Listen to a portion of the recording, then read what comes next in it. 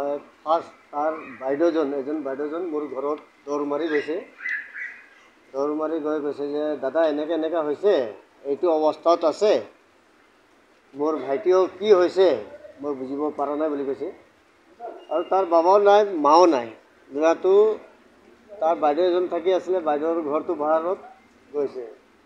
তো ল'ৰা আহি অকলে থাকি আছিলে। তো দেৰি হৈ গ'ল, ঘৰত মানুহ এতিয়ালৈ উঠা নাই, ভাইটিটো উঠা নাই বুলি কৈ ঘৰত গৈ চালে, চোৱাৰ পাছতো অৱস্থাটো বেয়া। তেতিয়া হিন্দী মোৰ লগত দৌৰ মাৰি গৈছে। দৌৰ মাৰি যোৱাৰ পাছত মই অহাৰ পাছত মই চালোঁ যে মানুহ দুটা নাই।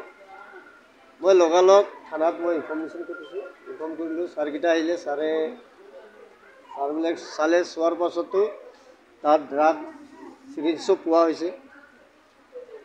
তো জেগাৰ নামটো জৰটুকী গাঁও হয়, খটখটি জৰটুকী গাঁও। এজনৰতো 25 নিচিনা হ'ব, আৰু এজনৰতো কিমান হ'ব এইটো মই ক'ব নোৱাৰোঁ। ড্ৰাগছ সেৱনটো আগতো মাজত খাই বুলি গম পাইছিলোঁ মই। তাৰপাছতো মোৰ নিজৰ মামাৰ ল'ৰা হয় এজনটো, মনোজ চেত্ৰী।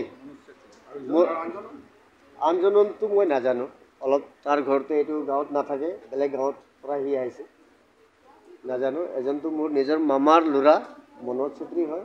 মাজত খাই বুলি কৈছিলে, মই মাজত গালিও কৰিছোঁ। নাই দাদা, মই আজিকালি খাব এৰিছোঁ, মই ৰেডিন ফেক্টৰীত কাম কৰি আছোঁ।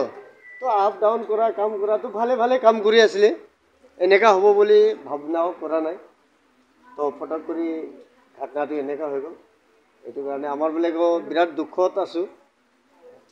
আৰু কি ক'ম, মই ফাৰ্ষ্ট তাৰ বাইদেউজন মোৰ ঘৰত দৌৰ মাৰি গৈছে।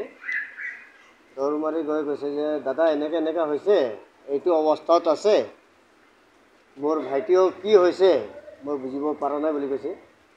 আৰু তাৰ বাবাও নাই, মাও নাই। ল'ৰাটো তাৰ বাইদেউ এজন থাকি আছিলে, বাইদেউৰ ঘৰটো ভাড়াত গৈছে। তো ল'ৰা আহি অকলে থাকি আছিলে।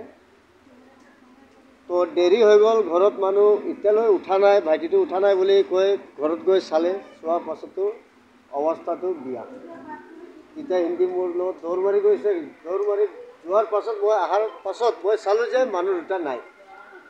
মই লগালগ থানাত মই ইনফৰ্মেশ্যন কৰিছোঁ। ইনফৰ্ম কৰিলোঁ, ছাৰকেইটা আহিলে, ছাৰবিলাক চালে, চোৱাৰ পাছতো তাত ড্ৰাগ চিৰিঞ্জো পোৱা হৈছে। তো জেগাৰ নামটো জৰটুকী গাঁও হয়, খটখটি জৰটুকী গাঁও। এজনৰতো 25 নিচিনা হ'ব, আৰু এজনৰতো কিমান হ'ব এইটো মই ক'ব নোৱাৰোঁ। ড্ৰাগছ সেৱনটো আগতো মাজত খাই বুলি গম পাইছিলোঁ মই। তাৰপাছতো মোৰ নিজৰ মামাৰ ল'ৰা হয় এজনটো, মনোজ চেত্ৰী। আনজনতো মই নাজানো, অলপ তাৰ ঘৰটো এইটো গাঁৱত নাথাকে, বেলেগ গাঁৱত পৰা সি আহিছে, নাজানো। এজনটো মোৰ নিজৰ মামাৰ ল'ৰা, মনোজ চেত্ৰী হয়। মাজত খাই বুলি কৈছিলে, মই মাজত গালিও কৰিছোঁ। নাই দাদা, মই আজিকালি খাব এৰিছোঁ, মই ৰেডিন ফেক্টৰীত কাম কৰি আছোঁ। তো আপ ডাউন কৰা কাম কৰাটো ভালে কাম কৰি আছিলে, এনেকুৱা হ'ব বুলি ভাৱনাও কৰা নাই। তো ফটক কৰি ঘটনাটো এনেকুৱা হৈ গ'ল। এইটো কাৰণে আমাৰবিলাকেও বিৰাট দুখত আছোঁ। আৰু কি ক'ম।